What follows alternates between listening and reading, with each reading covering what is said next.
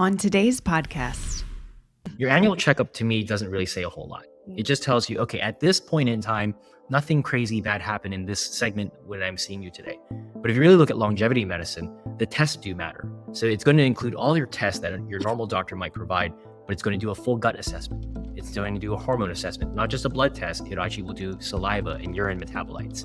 It's going to do a heavy metal assessment. So we're going to find out what toxic burden is in your body, what heavy metals are in your food, in your water. When you really think about a longevity program, or let's just say healing program, NAD is very fundamental.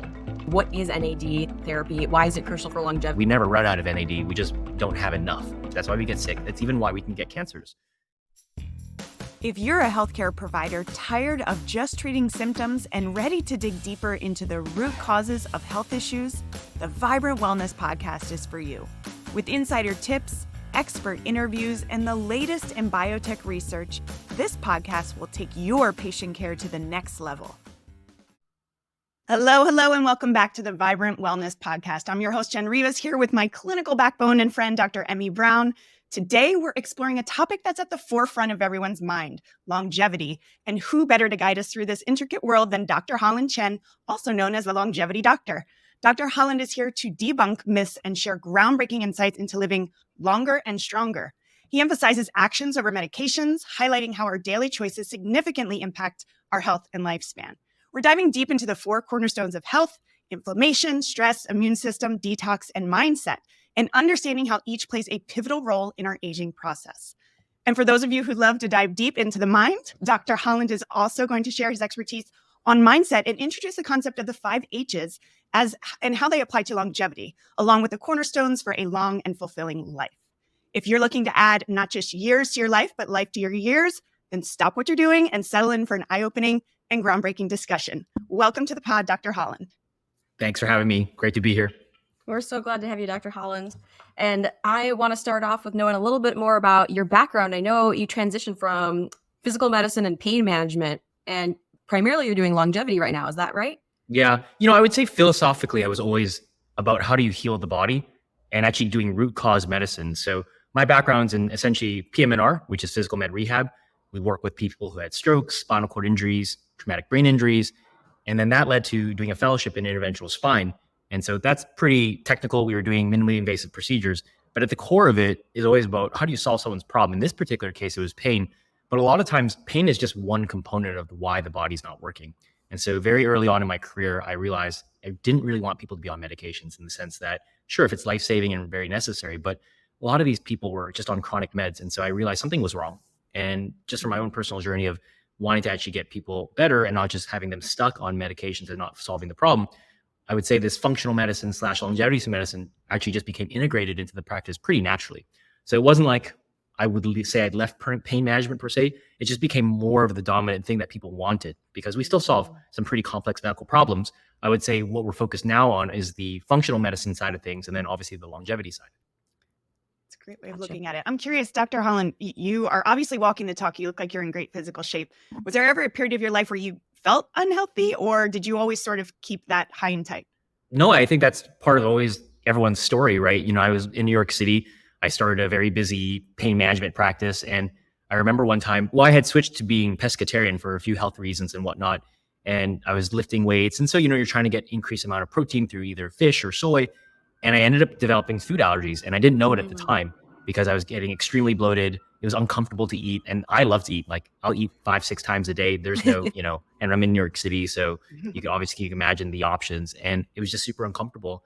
And I saw a doctor who was pretty well known in some of the, functional world. And at the time, this was many years ago, we did some microbiome testing and, it kind of was normal, not super abnormal. So I didn't really get the results that I wanted. Like we didn't resolve a few of the things like my bloating. And so I ended up having to kind of dive into my own journey. And from there, I learned a lot about gut health and whatnot. And I was able to fix it myself. And it just like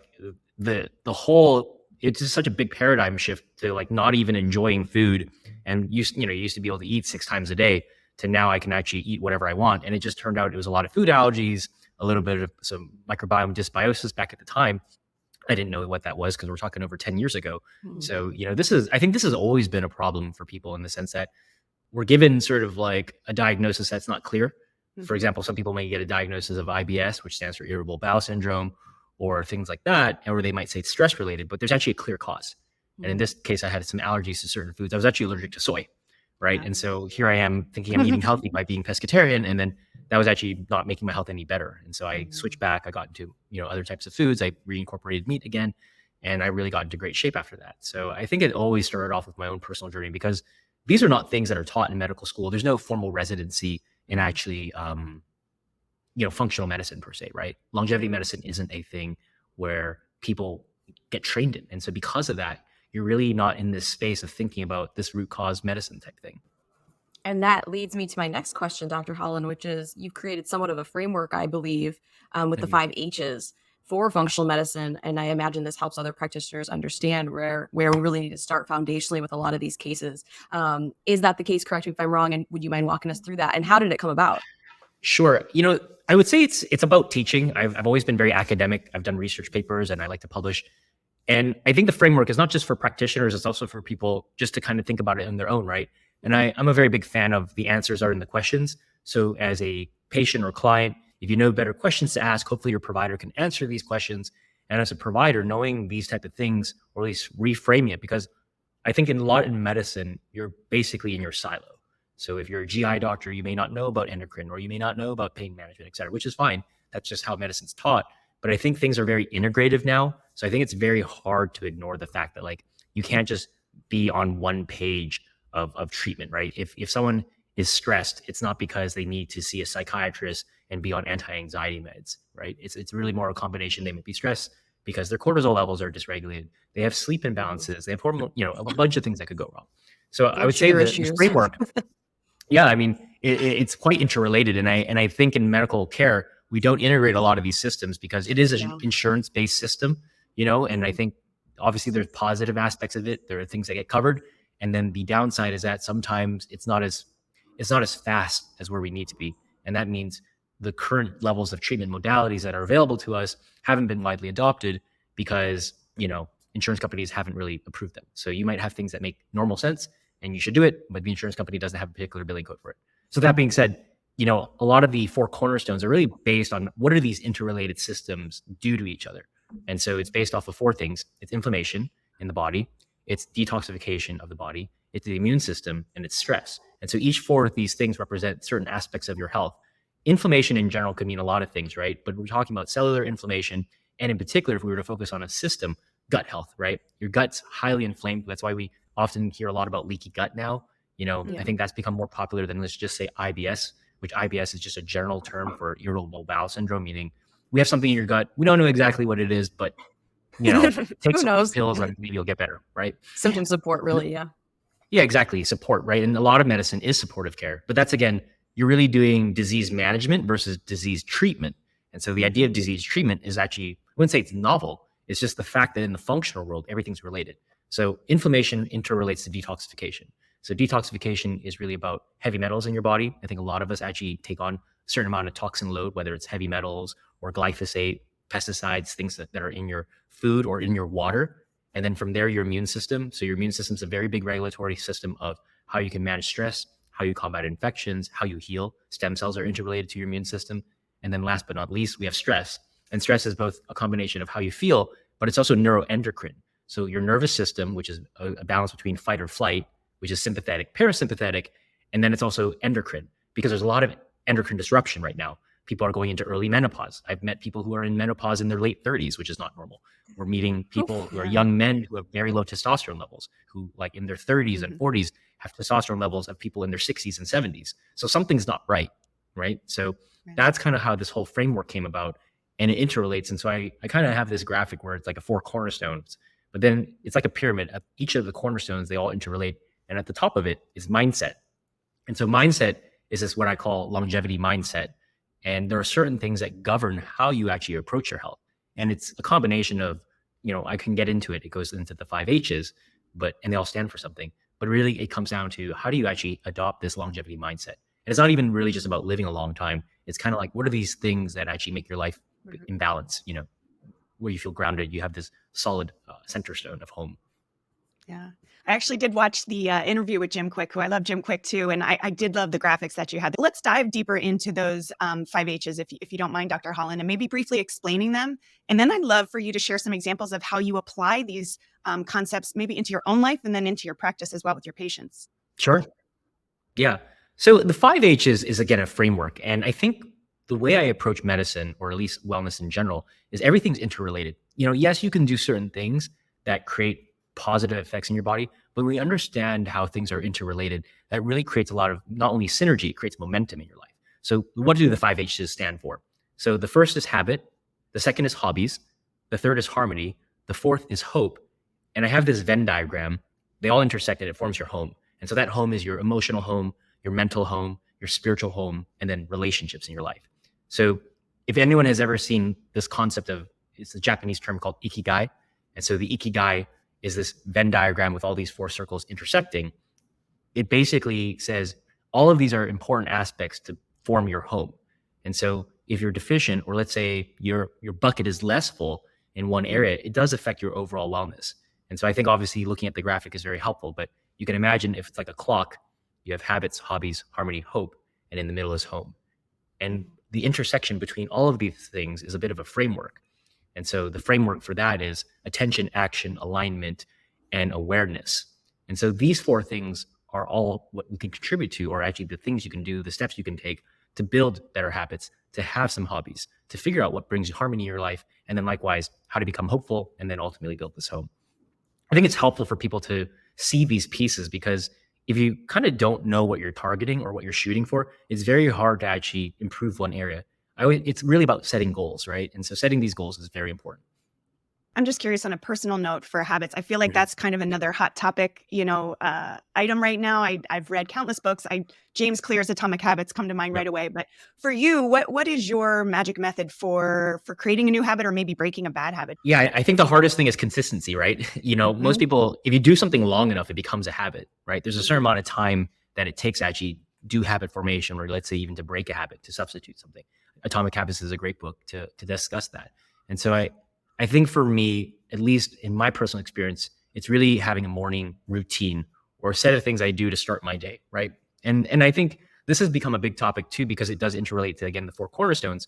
Well, how do you have a good morning routine? Well, it all starts with sleep. And so if you really think about how does your next day start, it starts the night before. And so if you, for example, I'm a big fan of journaling. I put that under the category of harmony. If I journal the night before and I think about what I want to achieve tomorrow, I'm not waking up and wondering what I'm going to do. I kind of already planted that seed and let it marinate overnight. Maybe you're dreaming about it, right? There's a lot of things that I believe in, and this will be in later discussions, like, your subconscious is always listening, right?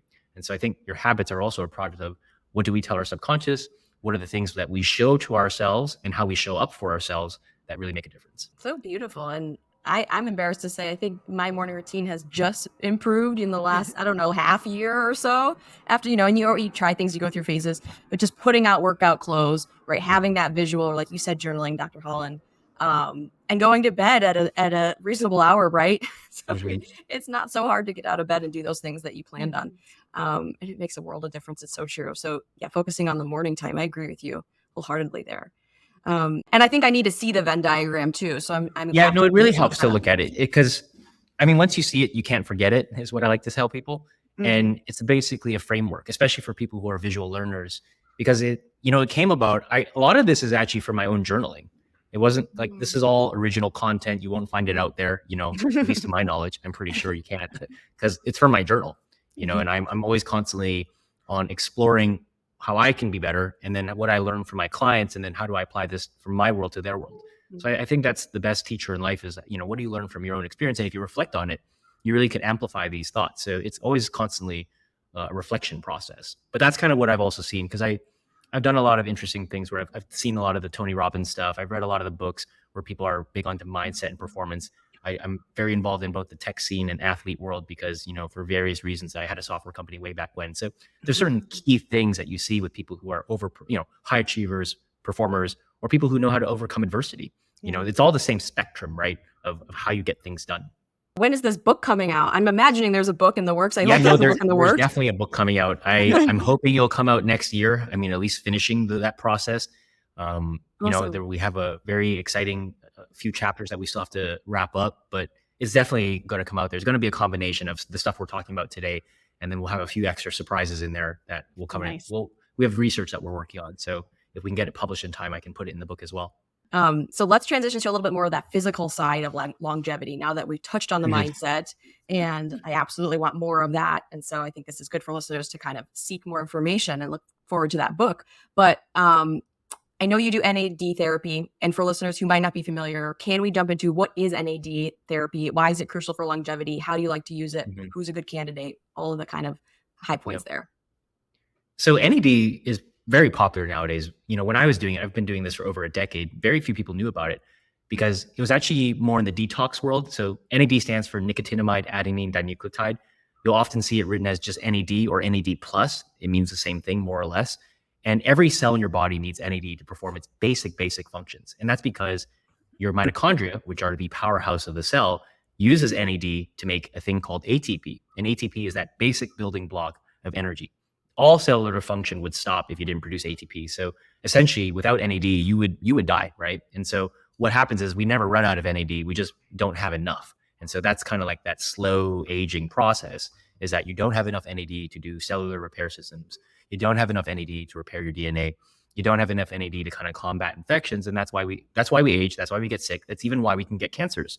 And so when you look at NAD therapy, back in the day, we're talking like 10 plus years ago, most people knew about it where it could detox your body. So people who are on alcohol, opiates, other hard medications, it was very good at essentially causing a mental reset because it has some receptors in your brain to basically clear out. And then also your liver would improve your functionality there, the kidney function, all the cell detox mechanisms would be enhanced.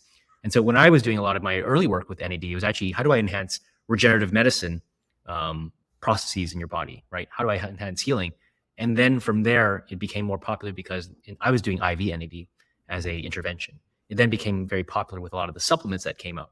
And then obviously there's a lot of stuff with like David Sinclair, who has a thing called NMN. Well, he does research in the NMN world, and that's a precursor to NAD. So I think when you really think about a longevity program, or let's just say healing program, NAD is very fundamental. I think IV is the best among, the therapeutics just because it's so strong. I think supplements are also equally important. I think they do two things. They're complementary.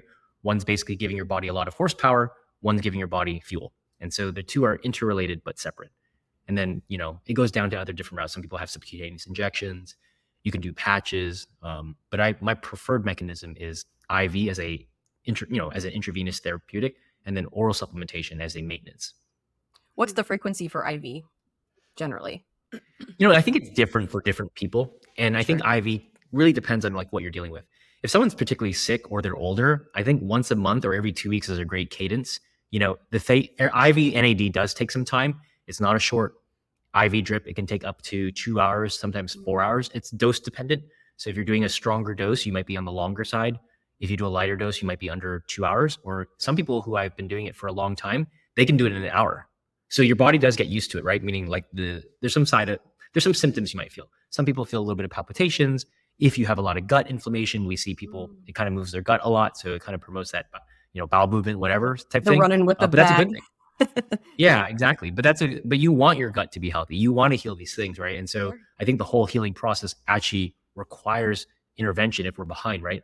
A lot of us are behind on our health because most of the health, at least from what I've seen, you wait for the problem to arise, you kind of treat the symptoms, and hopefully the problem goes away.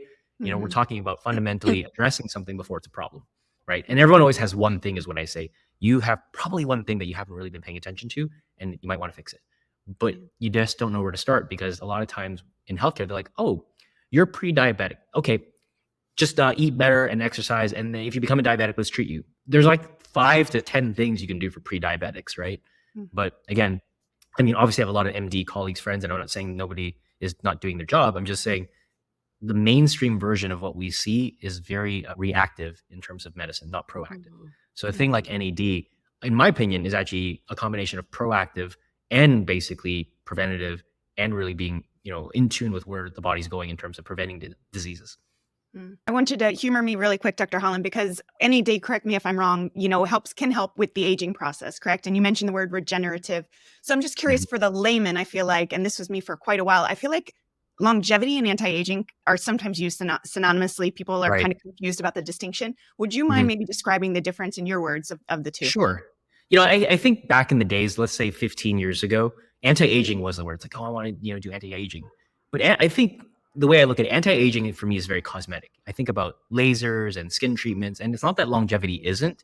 That I feel like anti-aging is more the surface level of health and wellness, and longevity is the very cellular level of health and Mm, wellness. It's really into organs and systems, got it. right? And so I think longevity medicine came about because we also have better testing, right? Back in the days, anti-aging was more about how do I look young? How do I feel young? And so people were doing things like, I'm going to go on growth hormone, testosterone. They did what I call very surface level interventions. And it's not that testosterone or growth hormone are bad. I mean, that's just been around for like decades, right? So that's not very innovative. We're talking about even microbiome. I mean, that's still pretty new to a lot of people, right? What is your gut bacteria Sure. doing that influences your overall body, right? And so I think the distinction between anti-aging and longevity, it might be keen to look at. One's kind of more on the surface, one is cellular. And I think the later, which is longevity, there's just so much testing that is involved Hmm. in the sense that you can really create this personalized medicine program. Yeah, makes sense. That's what I really want to touch on too, is how are you assessing and monitoring folks for longevity? Mhm. Because it sounds Yeah. like NAD could help a lot of people. And that's one Yep. therapy of many, I'm sure. But how are Yeah. you assessing these patients? So NAD is obviously one of the key molecules, I think, for longevity. The other is testing, right? And so I see tests that other doctors provide. And again, you're only taught a certain spectrum of tests, right? And they'll do what I call very surface level. I Screening? would just call it your annual checkup, right? Yeah. Your annual checkup to me doesn't really say a whole lot. It just tells you, okay, at this point in time, nothing crazy bad happened in this segment when I'm seeing you today. But if you really look at longevity medicine, the tests do matter. So it's going to include all your tests that your normal doctor might provide, but it's going to do a full gut assessment, your microbiome. It's going to do a hormone assessment, not just a blood test. It actually will do saliva and urine metabolites.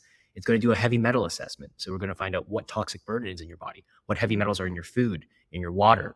All of this is very common. Actually, a lot of our foods that we think don't have toxicity can. Like, for example, rice has a little high level of arsenic, right? And that's, you don't have control over your soil in which the rice is grown. Right. So that's important.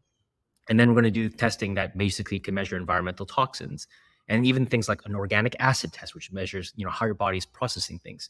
These are not very common tests that are offered. I think that's one of the key steps in longevity medicine and micronutrient testing, right? What are your vitamin levels? You kind of have to know where to start, and then you can track that. And so ideally, if let's say, you start today, you can start monitoring these tests over the next several years, 2 years, 3 years, 5, 10, 20, and you can find out where you're at. And then you actually have a benchmark. So if you're in your 30s, 40s, 50s, and 60s, and you want to age backwards to 10 years, well, this is the number. And we talk about health span oftentimes. I'm wondering, is there a scoring system or a test or a marker? I mean, 8-OHTG is oftentimes looked at for signs of oxidative stress. How do we measure health span, essentially, is what I'm trying to say. Yeah, I think there's many ways to measure it. I think a lot of people are familiar with telomeres, and I like the idea of the telomere concept, but that's just one metric, right? And that's one of many. And so I think health span probably has several domains, right? What's your heart doing? What are your liver functions doing? Cholesterol, et cetera. I do like a thing called methylation testing. So methylation testing is essentially giving your internal biological age, which is cellular age, versus your actual chronological age, right? And so that can be measured on many levels because your DNA can get methylated and you can actually reverse things that are bad and they can be good again. And so I think methylation testing is a huge thing in the science of longevity. And so they also call it the pace of aging, right? So your pace of aging could be 1.0. So that means for every year that passes by, you age 1 year. But if your pace of aging is 0.8, that means for every year that passes by, you're actually only aging at 80% of that year. So that's kind of the whole concept of longevity, right? Is that even though you're chronologically older, your biological age, your cellular age is a lot younger. And so for me, I did this test. I'm like 14 years younger cellularly than I am chronologically, right? And so obviously that comes from a lot of things and testing and whatnot. Again, it's one metric, but I feel like it. I definitely have no problems when I travel a lot, and I travel very heavily, and I think I have great energy levels, but it's a process. It's a process that goes beyond just diet and exercise. It's a lifestyle of sorts. I want to dive a little bit more into that lifestyle because you mentioned toxic burden. That's just a huge thing nowadays that I don't think was very top of mind for a lot of people not that long ago. What sort of methods do you find are the best for your patients, your clients? What are most impactful, and what are maybe just some practical tips that you can give people to sort of lessen that toxic burden on a day-to-day basis? Yeah, I mean, I think one thing that's very important is like testing on heavy metals. I didn't realize, I mean, I had a rough assumption that my heavy metals would be high just because I was eating a lot of sushi and fish. Just fixing that alone greatly increased my energy levels and ability to focus. And so I think heavy metals as a detox protocol is important. Some people have heard of IV chelation. I wouldn't say that I'm not a fan of it, but I think there's more gentle ways that are more sustainable. I do a oral supplementation program. There's a few different ones that are out there that I like. Cellcore is a good one. And what I like about that is a 4-month program. You take certain supplements in the morning when you wake up, some with meals, and then one at the bedtime. So it does require a little bit of organization, but the difference between, so for example, my heavy metal, my mercury level was like 99.99%, like way too high. Wow. And I did one round and I got it down to 50%. So then I waited a year. I kind of was feeling like I feel a little slower than normal. And so I'm actually in month 2 now of a second detox. So the idea is that you're not going to know that you have these things because I don't think it's routine to test for heavy metals, at least in most practices, right? It's not a thing. And when you don't know what to look for, you don't know what to treat. And so I would say that's a very straightforward thing. I'd be surprised if people didn't have any level of toxic burden, at least from environmental toxin. That's one thing. I think getting obviously good sleep hygiene is important. I think the fad of work hard and you don't need sleep, that's like over. That's like old school. I love that you say that. The hustle culture is dying. Yeah, that whole culture of like, oh, I can work harder and I can outwork my competition. That's like, no, you just gotta be smarter about it. Yeah. It's super passe. And then now that everyone's kind of had this, work from home sort of luxury, I think people have been more aware of what their time means to them, right? And so I think the idea of like getting good sleep, whatever your number is, right? Everyone says 8. I don't need 8. I used to only sleep 5, but now I like 6 hours, 7 hours. I think my sweet spot's like 6.5. But I mean, how would I know? I mean, I have this thing called an Oura ring, right? And so there's like a little computer chip inside here and it's measuring my sleep. But that's what I'm saying. Like now you have all these tools available to you. It's not just guessing. It's like, it's not how you feel. It's like the facts, right? Facts over feelings. Yeah. And so we're going to actually really measure how are you performing? What is changing your sleep? So I think sleep's a real convenient one because everyone has to sleep, right? Now it's building some structure around it, going to the bed at the same time, waking up at the same time. Even if it's a Saturday or Sunday, you kind of treat every day because your circadian rhythm doesn't know the difference between like a weekend or a weekday, right? So that's a big one, and then I think simple routines, like, look, a lot of people in the longevity space talk about diet and exercise. That's kind of like a blanket term nowadays, but any form of movement is good, right? Especially if you're sedentary. And then, that's for the exercise, and then diet, that's a whole topic in itself, right? You could talk about the various types of diets, paleo and keto and whatever. And, even, being vegan or, pescatarian, whatever. I think there is specific diets or there are specific diets that are better for some people than others. It could be very much based on your genetics. It could be very much based on your microbiome. It could be very much based on your level of activity. I think it's so personalized now, which is why you have to do both a microbiome test and a food sensitivities test, because you could be eating red meat and that's your thing and you love it, but then you find out you have massive amount of leaky gut and a lot of inflammatory markers in your blood. Well, maybe you should not eat that.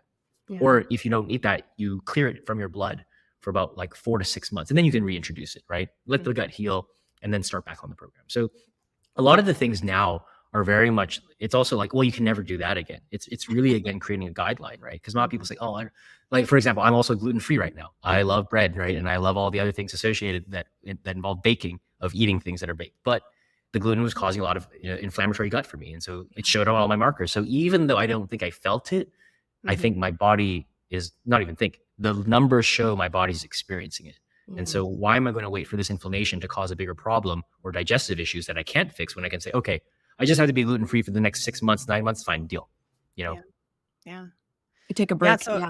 If I'm hearing you right, it's, be your own advocate, find a practitioner that can run these tests, because you don't know what you don't know. And until you have that information and those hard facts, it's hard to make, some drastic changes. So that's great advice. You mentioned a couple biohacking devices there with your Oura ring. I remember seeing you also on the interview with Jim Quick. You had a few with you. So I'm curious if you could share some of your favorites and well, I don't know when this is going to air. Sorry, Jamie, you might have to cut that part out. But I'm just thinking with the holidays coming up, at least for Emmy and I, what would you suggest to listeners of some practical things they can go out to kind of help with those biohacking strategies? Yes, right. I think some very simple ones are things like an Oura ring.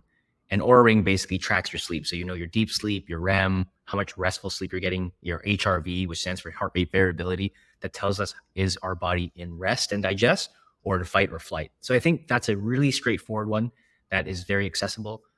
Anything that measures, like data like your Apple Watch, or we have Whoop, which is a special band that measures certain parameters when you're exercising.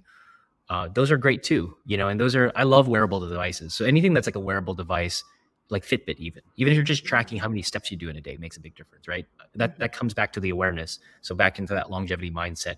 One of I call it your A team, right? There's 4 A's, and awareness is one of them. There's awareness, action, alignment, attention, right? So when you kind of think, well, if I do any of these 4 things, I'm probably going to win. That's sort of like where I'm at with any type of wearable device that sets you up to win. That's a good one. Now, there's other things that you can use that are obviously not as simple as a wearable device, meaning they require more upfront costs, but they're great, like red light therapy and infrared saunas. But those are things you can incorporate into your daily life every day once you get it. So it does require a bit of an investment, but I always say your health is your best investment. We often invest in a nice car. We go on good vacations. Some people will want to eat a nice dinner, but I'm pretty sure if you didn't go out for 4 dinners, you could buy one of these machines or devices. And that's just reality, right? We just have to make sacrifices. Yeah. And so I don't even call it a sacrifice. I think being your own advocate for better health is not a sacrifice. And so it's one of 2 ways. You either pay now or you pay later. And the general rule of thumb is it's worse when you pay later because you're older and the problem is harder to treat. Well, and the reality is when you look at it, if you're paying later, you are going to pay later, right? With insurance fees or medication costs and all of that. So kind of it all comes out in the wash. Yep. It all evens out, and the pay now, pay later is a combination of monetary but also basically psychosocial and your health, right? Because if you don't pay now and invest in your health, you can pay later, but A, it costs more dollars, and then B, your health is harder to fix later on, right? And so I think, at least what I see, the interesting thing about longevity is that you might think it's for people who are in their 50s, 60s, and 70s. I very commonly see it in people in their 30s, younger, and obviously 40s, makes sense. But it's not uncommon to find someone who's in their 20s and say, oh, I care about this. And it may sound weird, right? Because you think longevity is for older people. But I think longevity has, in my opinion, become this standard of like, how do I live healthy, right? Yeah. Because I think different from like, let's say, depending what year you grew up, right? Let's say you grew up in the 80s or 90s or whatever, there wasn't as much environmental poisons and toxins. Food was actually more organic and stuff. So I think the whole concept of longevity is actually saying, what do I have to do to just actually live a healthy life? It's not about living longer, right? I think the cards are already stacked against you at least in our American diet and the food system. And let's say things are being very heavily based on medications that you're just actually wanting to not be on meds and feel good. That's how I look at longevity. I don't want to be on meds. I want to feel good. Right. Yeah. Quality of life in this toxic modern world. Exactly. I think absolutely. And how things have changed so rapidly, as you just mentioned, Dr. Halland, it's kind of staggering. I have to go back as a sushi lover myself because we're talking about hacks and you were talking about devices, Jen. There's Dr. Halland. And we also talked about maybe taking a break from a favorite food item. You might realize it's causing an issue in terms of sensitivity or allergy or toxicity. Any hacks for sushi? Is it just avoiding albacore tuna and salmon, or what do you do? Please tell me. Well, first testing. If you don't have high mercury levels, just eat whatever you like. Don't worry about it.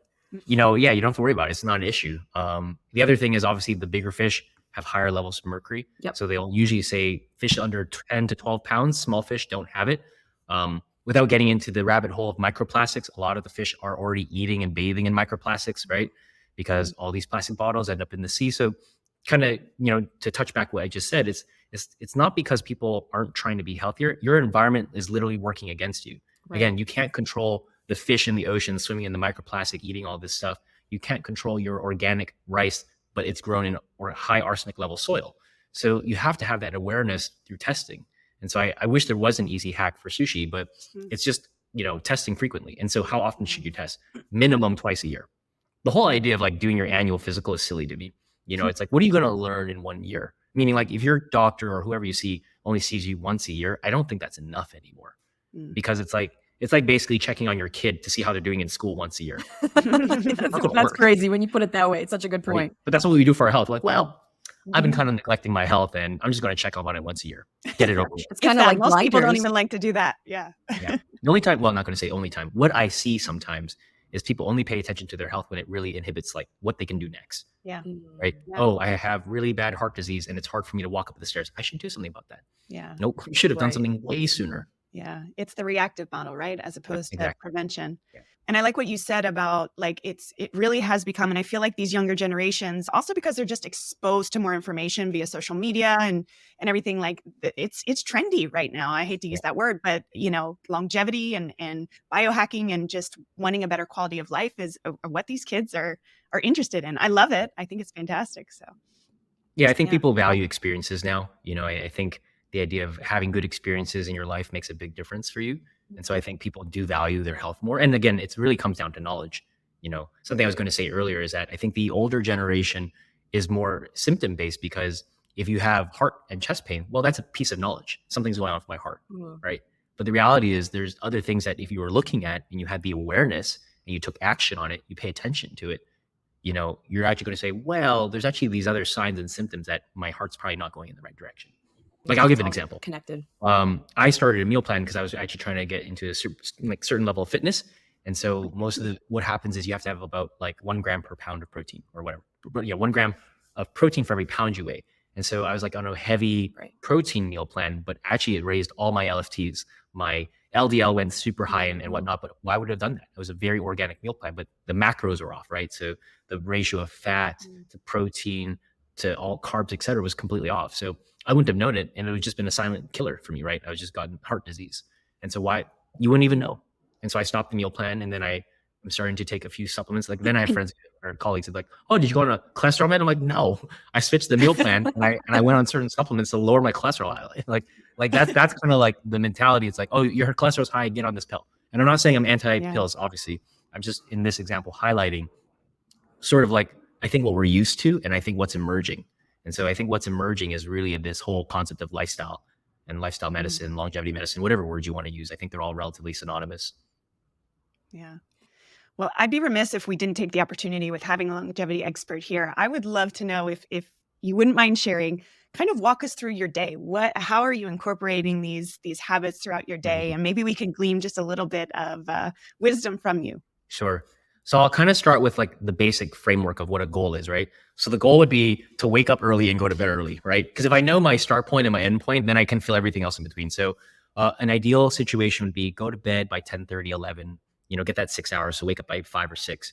My morning routine kind of takes a little bit of an hour. I don't know if that's long or not long for most people, but it involves meditating. It involves, drinking water when I first wake up. And then I like to obviously do exercise. So just even light cardio, I like cardio for 20, 30 minutes. I've been incorporating more weights in my workout routine, but I kind of struggle between when I want to do it, because sometimes if I do it too much in the morning, I'm tired later on in the afternoon. But I would say, at least from that perspective, the 3 things I like to do when I wake up, maybe 4, it definitely involves meditation, journaling, getting hydrated, and a little bit of cardio. So those are my top things I want to do. Pretty straightforward, but I think when you start your day focused on you, that sets the whole, mindset for the rest of the day. And so something that I always encourage is to actually not look at your phone. We're so trained to look at your social media, check for text messages. Some people want to look at emails. I don't know why you'd want to do that, but some people do. But it really takes the focus off of you, and it puts it onto what do others want of me, right? Because if you're responding to a text message, you're basically in response mode, which is more sympathetic. And so I think the morning is a really great time to focus on you time, because your brain is still waking up from that dream state. So the way your brain processes information, the level of creativity, the way you can form new neural connections is stronger when you focus on your stuff. And so I think it's very important to actually do the you things, because that's very grounding and helps you build and what I call create momentum. So that's like the morning part. So the morning part I think is very important to actually focus on the you stuff. We have quite a busy practice in terms of a lot of our concierge clients. And then we also produce quite a bit of, knowledge and content and research. So most of my mornings from then on there is really what I call doing the hard stuff first. A lot of us want to do the hard stuff later. It's harder. So I like to do all the hard stuff in the morning time up to lunch. I do intermittent fasting. So I really don't eat until 12 o'clock. That's really good for basically clearing out zombie cells, which are these senescent cells, which cause inflammation in your body, slow your body down. I definitely take a combination of supplements in that morning time. So you could probably say that's my breakfast. Lunchtime, that's kind of when my day really starts. A lot of the phone calls and stuff happen there, the Zoom meetings and whatnot. And again, that's when I have my first meal. Kind of depends. I'm not super strict about it, like in terms of like, oh, it has to be 14 to 16 hours. I just function very cleanly when I don't eat in the morning. But again, everyone's different. So I say this is just what works for me.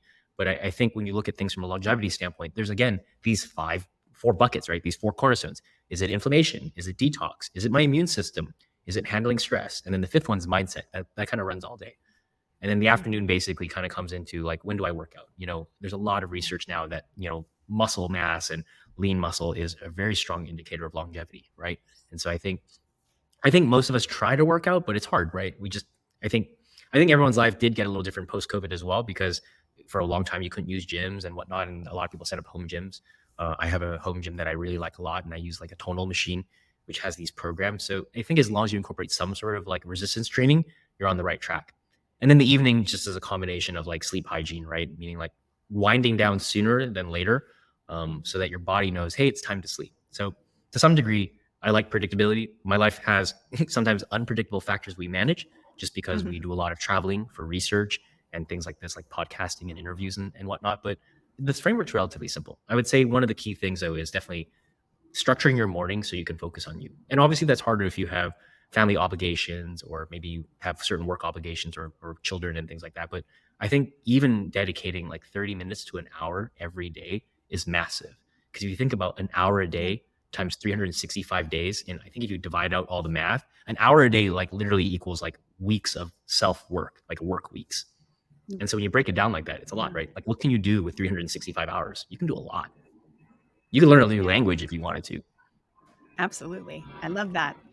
And as you're saying that, I'm thinking to myself, I have 3 children and like the rat race sometimes in the morning, but it's prioritizing, maybe getting up 15, 30 minutes earlier just to find that you time. And it makes such a difference. Yep.